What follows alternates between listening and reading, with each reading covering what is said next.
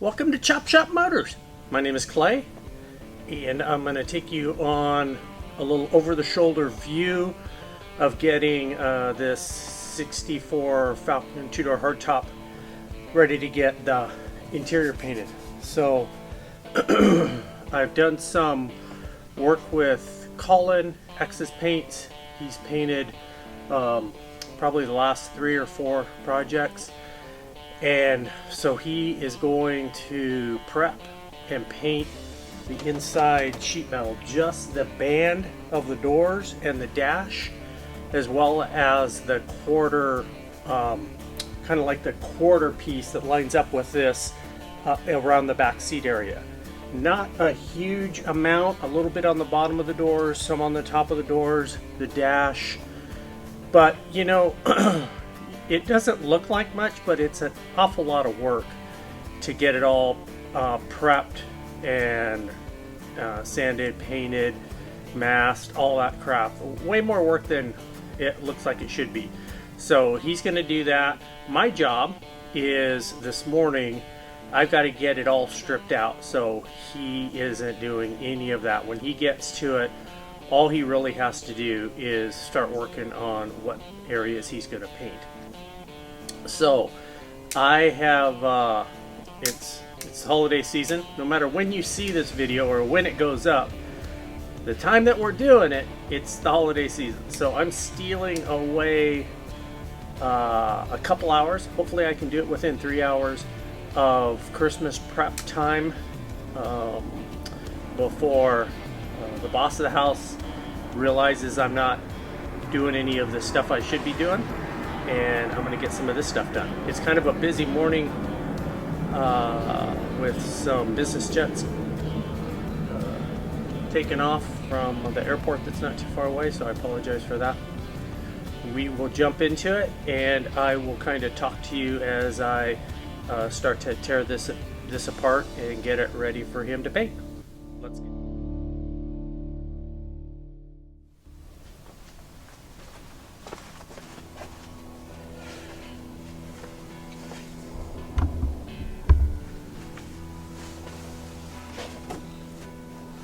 So the first thing we're going to do is we're going to pull this door panel apart.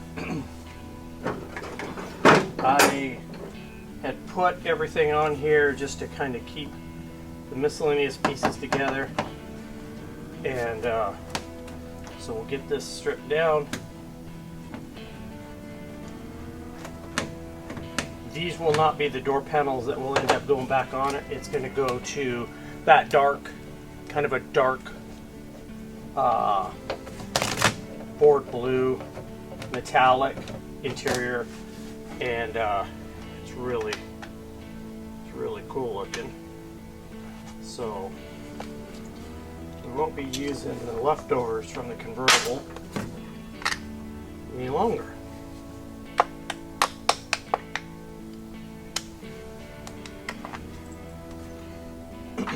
But as you can imagine, in typical Chop Shop Motors fashion, we won't get rid of any of that stuff. We will hang on to it because there's always a chance that something will get used. So I bag all the stuff as I go, kind of in sections. So I kind of put all the stuff from this door together, and I don't need to label it. I mean, I've done enough of these that I can tell at a glance what the pieces are. But it's nice to have everything kind of together rather than just a big bucket of stuff, which is just kind of frustrating to me. All right, special tool number 1. If you're into old Fords, you probably already have one of these. But if you don't, this is, I've had this for forever, sadly. Don't even want to date how long I've had it, but probably a long time. So, really simple tool. I'm sure they're still available. It was probably a KD. We'll look and see if there's a name on it. This is a Carlton. I've never heard of them, but it's made in USA, which is a bonus. And it works for so many things around these old Fords. So it slides in and pops the clip off of the handles. So let's get some clipages off.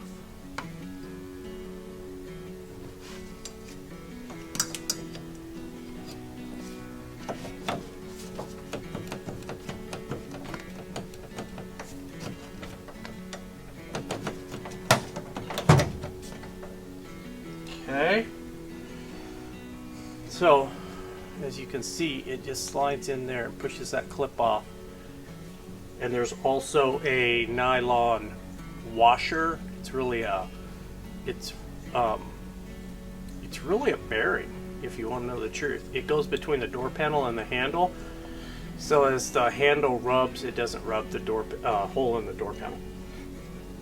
It wouldn't rub a hole in the door panel, but it would rub a hole in the upholstery and make it look crappy.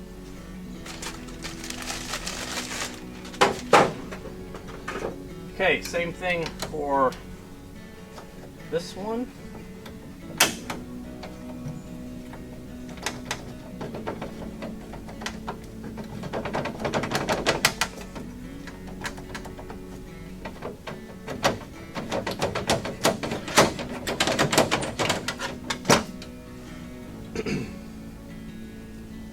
And as you can tell, they don't just pop right off. You got to kind of wiggle and jiggle. You just don't want to force them. It also has a gasket bearing extrusion on it. This was originally the blue, and then somebody painted it this vomit turquoise. So, which isn't a bad color by itself. It just doesn't look good on this car. Okay, so that's that piece. Then we'll pop off the... So here's the cool part about this tool.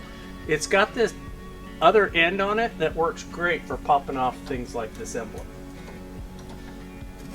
So this emblem is there because there's a hole that has to be, that the designers need a way to bolt, because this is a hard top. They need a way to bolt the vent window upright, this piece right here, into the car. So the real reason they decided to place this Futura emblem or Sprint emblem on the Sprints is because it's the access for this right here. So that's why this is here. Nonetheless, it's still cool looking. That is the original color right there. That's the color we're going for. So when they did this, they didn't even take that emblem off. They just painted it.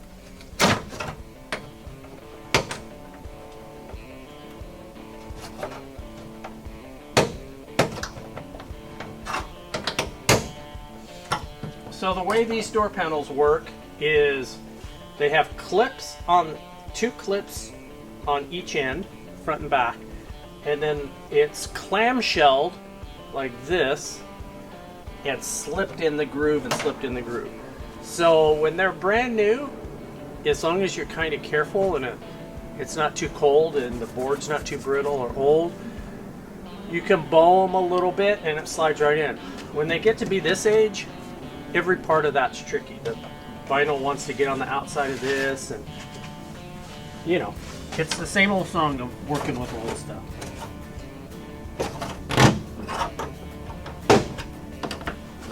Okay. Now we're just kind of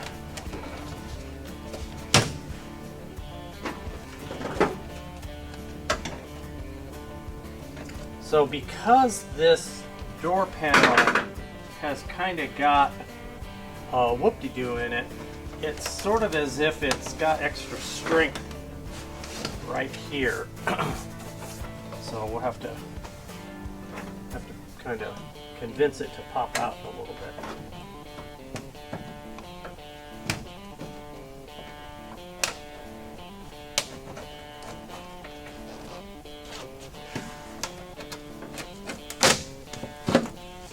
And see, I don't know if you noticed it, but the door panel just cracked there because it's cold out. It's cold out and it's old out. So these door panels may be, this may be the last time I'll be able to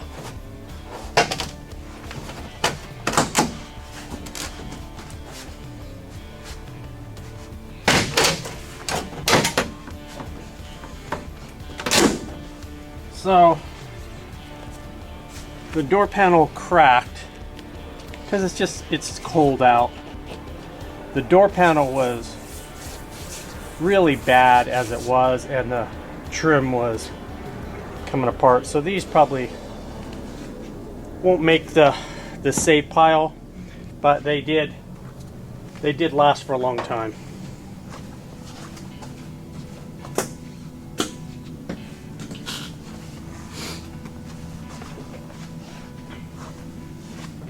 Right, that's that piece.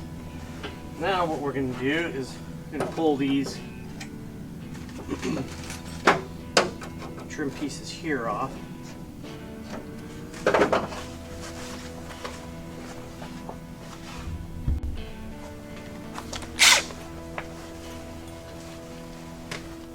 Okay.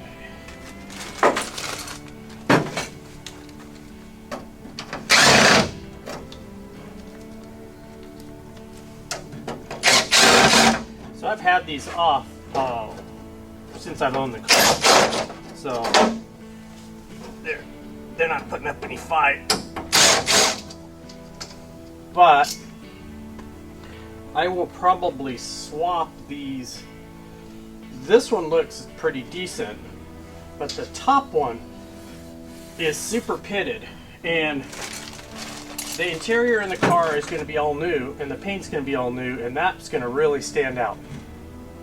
So I have a couple other two-door hardtop doors that I have as spares in case anything happens to either of the cars, because the hardtop door is the same for the convertible and the hardtop. So I am going to pull the chrome off of probably both of two sets that I have to put a little better chrome on there. Both of the doors that I have, I think I actually have 3, but the spare doors I have are from Arizona. This car came from a wet climate. That's why I thought rust replacement and stuff on it, putting floors and all that. So we'll get a little bit better trim for it, and when it's all done, it's gonna look fabulous. Okay, I'm going to stop you here for right now. I'm gonna run around and do the other side, and then we'll jump inside the car. Okay, the angle is not that great here, but I'll kind of show you what I'm doing. So I pulled this door panel off, and I started moving across here before I turned the camera on. So caught myself, and we are now filming. Nothing about this is super comfortable, just to let you know. So what I did was I pulled this corner piece off.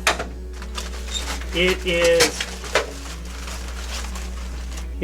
is held on with one screw, but there are 2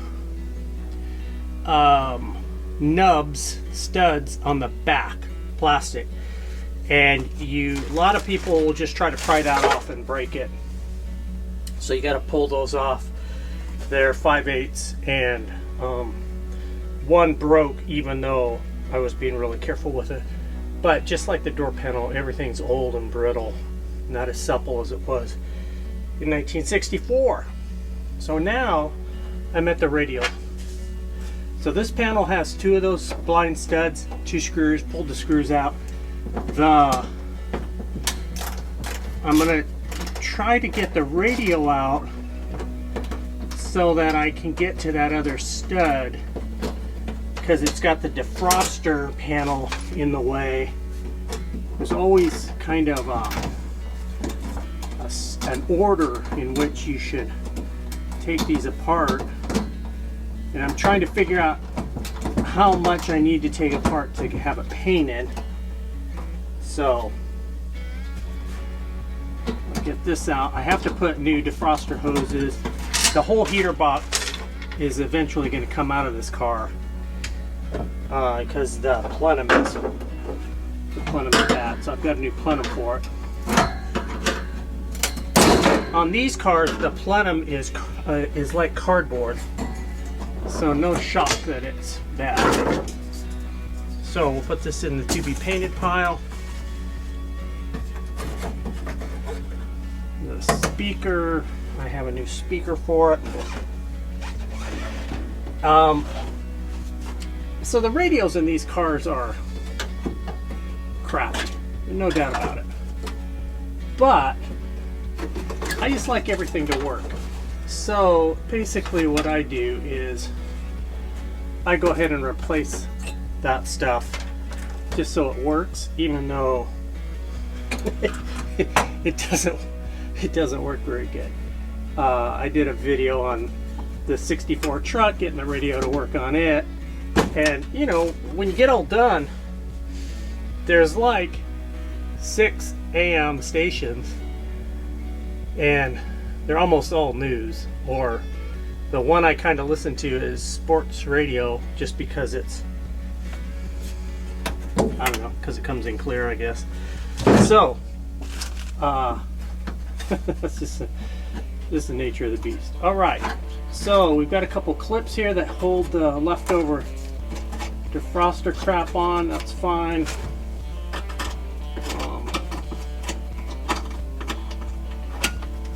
Probably, now that I think about it, I think I'll probably pull those out just so they don't end up.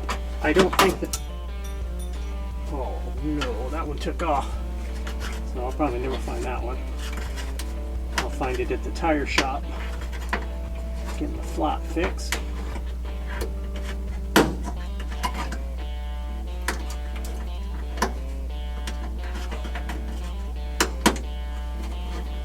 Boy, these are interesting little dots.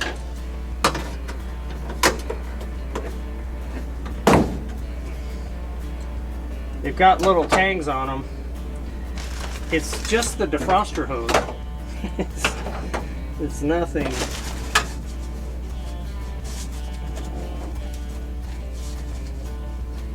Nothing too.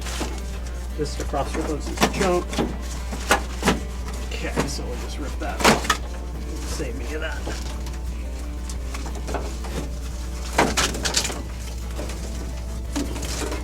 That could go in the dumpster.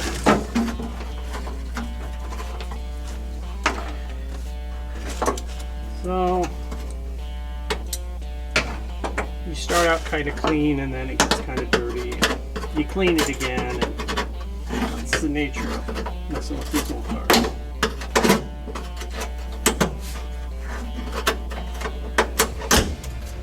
Okay, that one came out easier.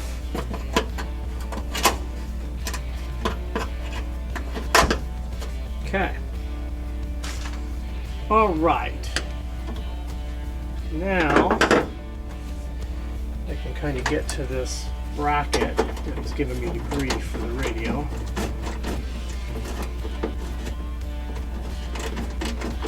So I'm just going to loosen it up. I don't really need it out of there, I don't think. This one off. So slip the radio out.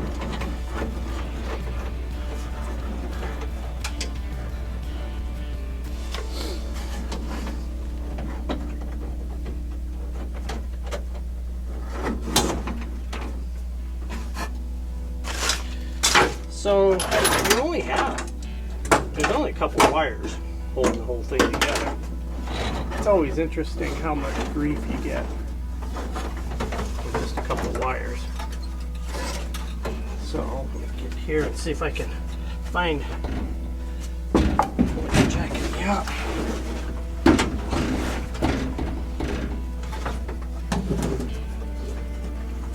Okay, so my guess is that's a ground. We'll get that in a second because we're going to pull the dash out anyway. So let's get the radio bezel out and We'll keep moving down the way. The radio nuts and bolts together. All of the plastic dash pieces are unbelievably fragile, and because of that, they're kind of pricey and hard to get replacements. You used to be able to get a reproduction dash, if I'm not mistaken, but it's been a long time. And honestly, I mean, there probably just isn't that big a demand for the Falcon. Not that people don't like it, it's just, I don't know that there's a line of people storing them. So this nut is really shallow, so you don't have a lot to grab onto with your wrench. It's a stamped steel speed nut, which, you know, they do their job. They're just holding on a plastic dash, but it's not a, doesn't spin right off.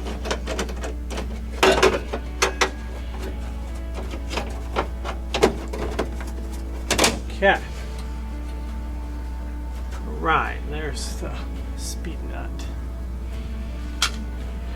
Right, now I'm going to pull this dash loose because the radio kind of slips under it, and we don't want to break anything. So let's pull some.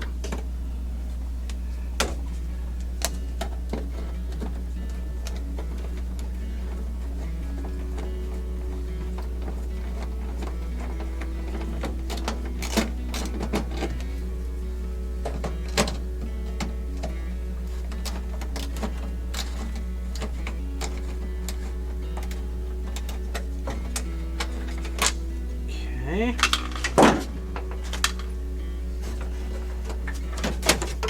All right, there is the dash piece out. The dash piece for the radio. All right, now might swap sides and come over there, put the camera on. Oh, I gotta do this piece. All right, so I flipped you over to the other side. I went and checked out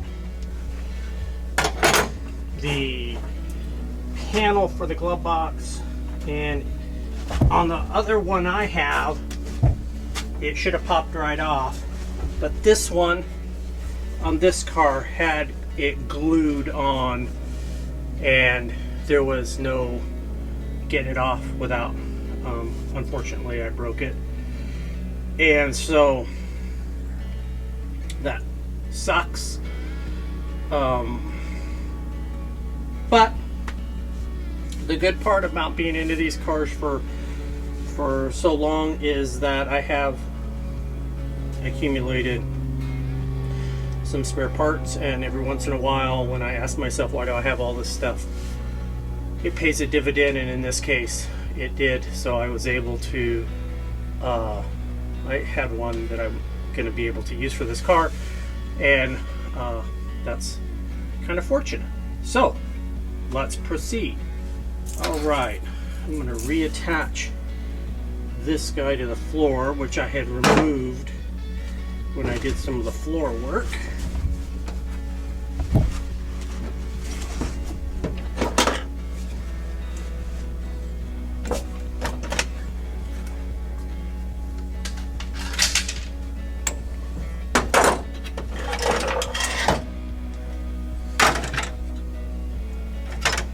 Another interesting part when you are kind of messing with these old cars that have had lots of owners is I went to remove the aftermarket instrument 3 gauges underneath, and here's what was holding it on.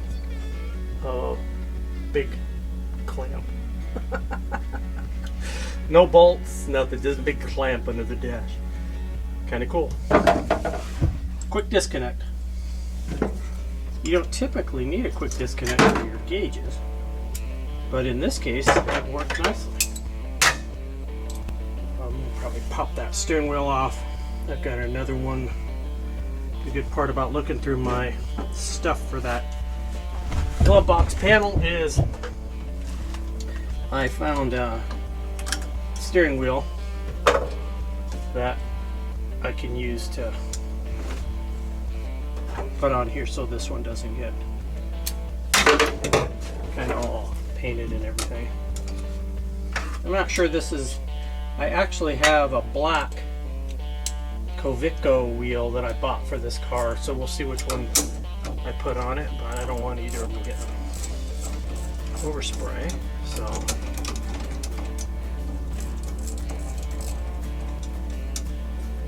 pull this apart.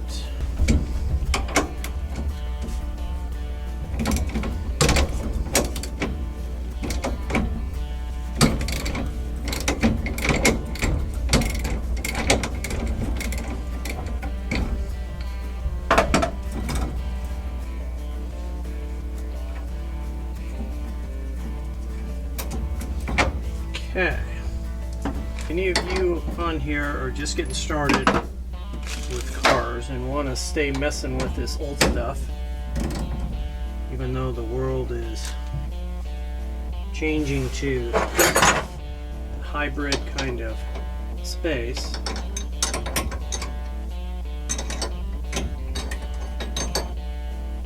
get a harmonic balancer steering wheel for. You'll use it all the time. So that popped right off. Sometimes they don't pop off that easy, and also sometimes even though they would pop off that easy, if you don't have the puller, you can screw up the bell and the turn signal switch area and all kinds of stuff, thinking you're going to get it when the puller makes it super easy. So I'm an advocate for the right tool.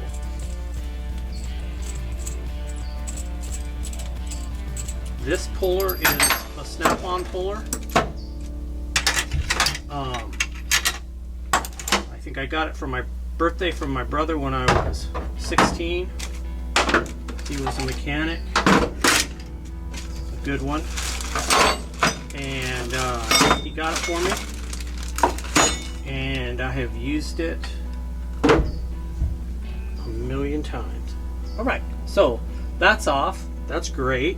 I will now work around this, and then when I come back I'll put this other steering wheel I have that's just stock Ford, nothing tricky wheel on it, that if it gets overspray on it, it's not going to be a big deal, because if I were going to use it on something I would paint it anyway.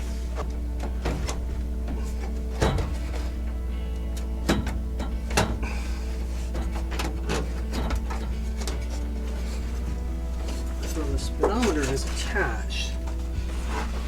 There's no transmission in the car, so I might be able to see this.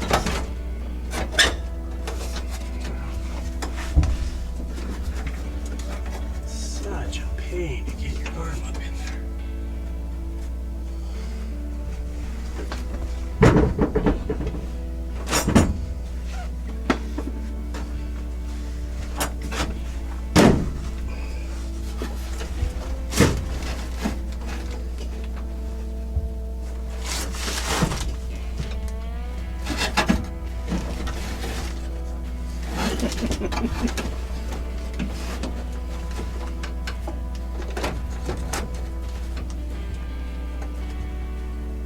Oh, God. They're usually only finger tight, so that's good. Okay.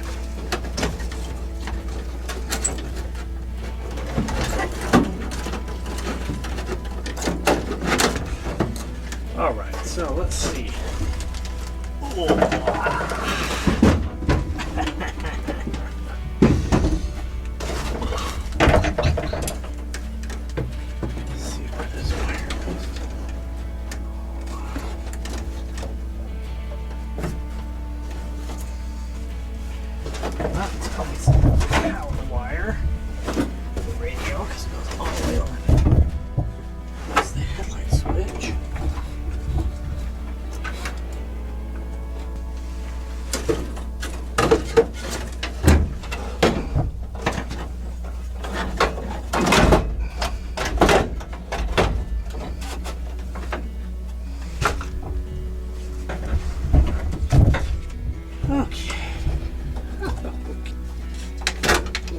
early 60s harnesses are all quite similar.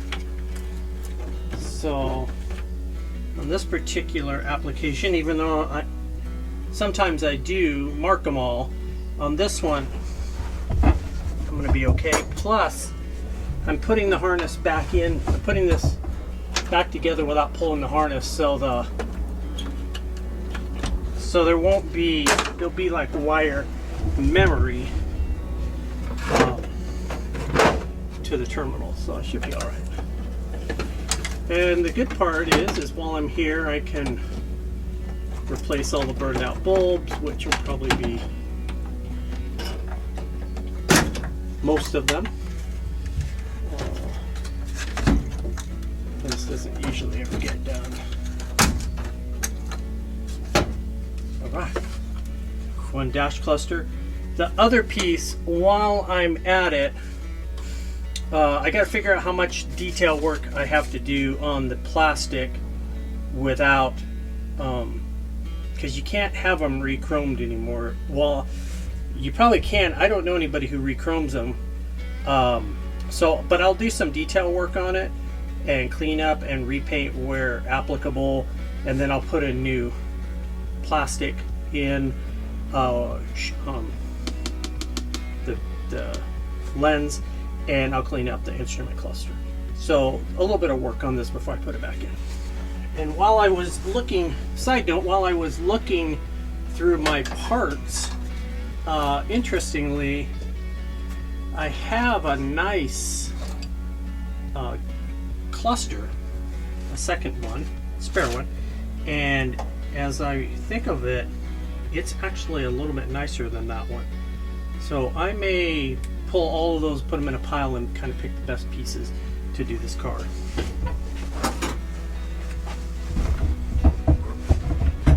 Okay, now we'll pull headlight switch out, which is a little button here.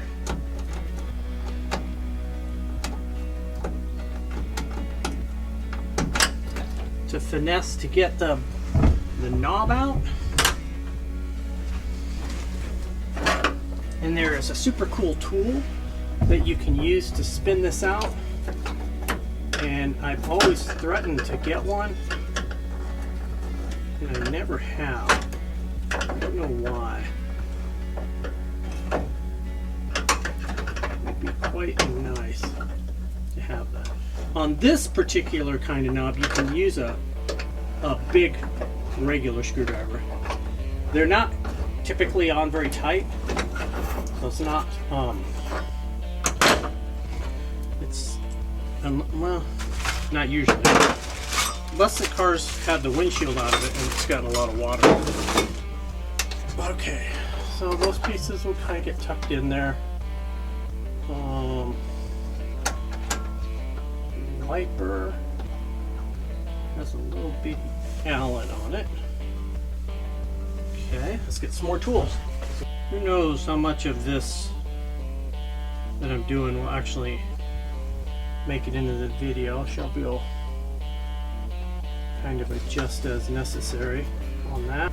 But some of this is pretty mundane, but if some of you are maybe a little newer to doing this kind of stuff, it might be of value. I mean, I've taken apart quite a number of these Falcons and early Fords, and I mean, you know, stuff still gets broken. So again, this is where that tool would pay a dividend, because it slides over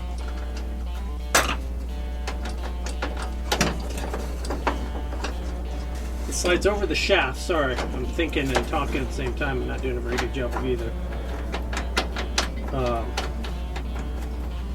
And lets you kind of put some pressure on this. Doing it this way, you kind of side load that threaded cylinder a little bit, so it's a little bit less cooperative to get it to.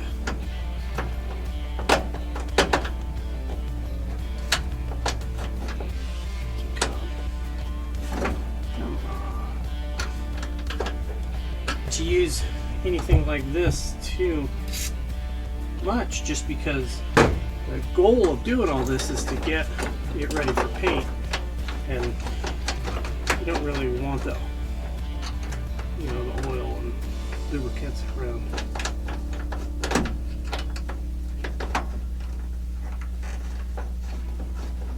That's just what it took. That's so funny.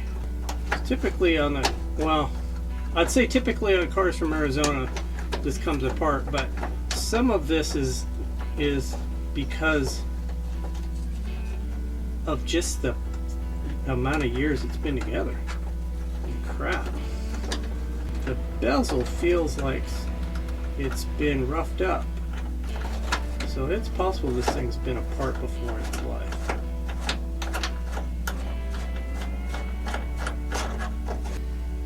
Which is typically indicative of somebody manhandling it. That's alright, we got it off. Okay. So the reason I go to this extent is that if you're gonna go through all the work of painting the dash, you want it to look as nice as possible. And while it'll look presentable if you just mask everything off, it won't look like it came from the factory that way. And while this car will not be restored, it will be preserved, I still want it to look nice and presentable. So that's kind of the rationale, but at least why I do it. Okay, let's get the sitting device. We'll just use it.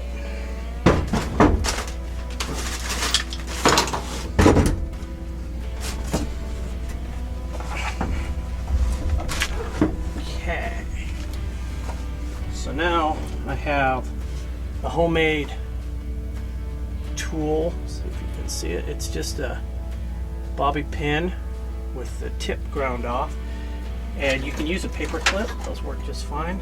And basically what you're going to do, because I have the key for this, it makes this possible. It's quite the hassle when you don't have a key. And you push it in the little hole, and you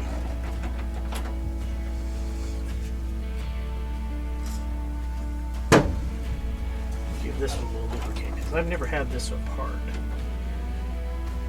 Okay, put that in the hole, and you can feel a little spring-loaded lock pawl in there. There it goes. So you just push that in a little bit, and it releases a lock inside and lets you turn it out. It's critical to getting this bezel off. So if you don't, the bezel won't unscrew and let you get to the ignition switch. So now the ignition switch is spring loaded, and you can push it and turn it and get the bezel off. And this bezel looks a little beat up.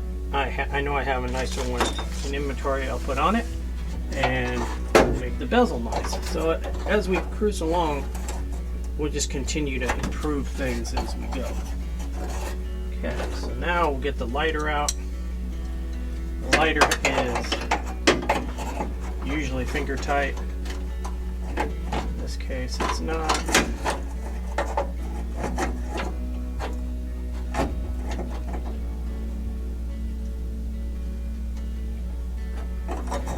So the lighter is a cylinder, simple cylinder with another really light duty cylinder over the top of it. So they're pretty frail, but they're usually not too hard to get off. Except when you're on camera.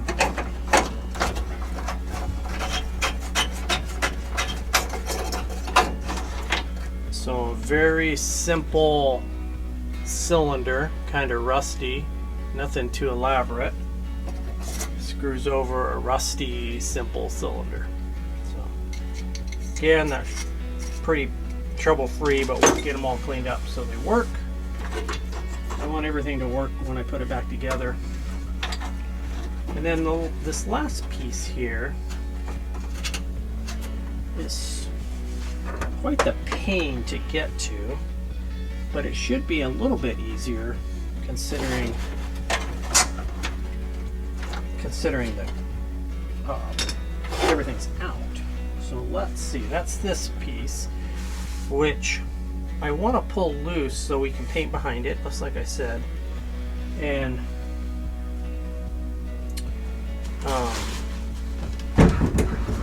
clean it up because it's pretty grody looking.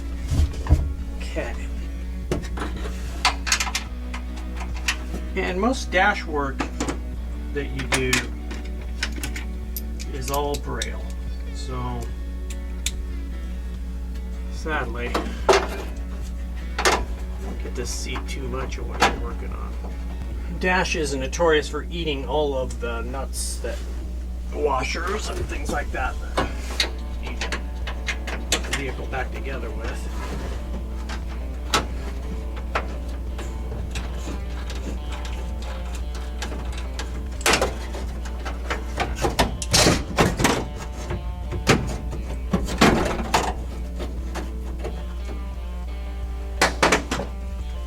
Okay, so what we've done here is we've just made it so that Colin can get to that. Let's see if I can pop this off. Oh no.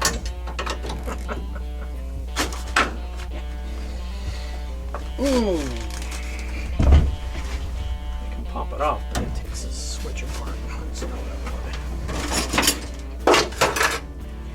And after a couple hours in here and having tools in your bum, it's less than comfortable. Okay, so we're just going to leave that.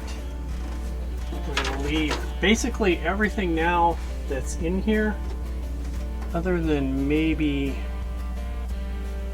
probably pull these pieces off.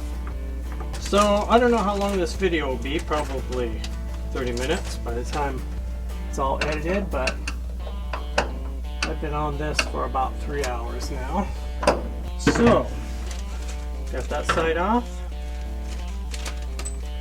I'll pull the other side off, put the steering wheel on, do a quick cleanup, and come back and close out the video. So thanks for following along as I prepped this little Falcon Tudor hardtop for the body shop to get the dash and stuff painted. It is one of many projects that are cruising along at Chop Shop Motors, and my inability to focus on any one slows them all down, and I'm well aware of that. But that's variety is what keeps me going. So thanks for watching. I'll take you and kind of show you what it looks like now that it's all bare, and hopefully in a month or so, maybe less, I can show you what it looks like all painted. Okay, the doors are bare. Dash is empty, everything's out. The other door is bare. Down here we have the defroster, deflector, and speaker cover, which goes on the top of the dash, and the 2 quarter moldings, which go right over there above the door panel piece. That is the extent of all the pieces that are painted. We'll also have the column painted as well. So that's it for Chop Shop Motors. We'll see you on the next project. Thank you.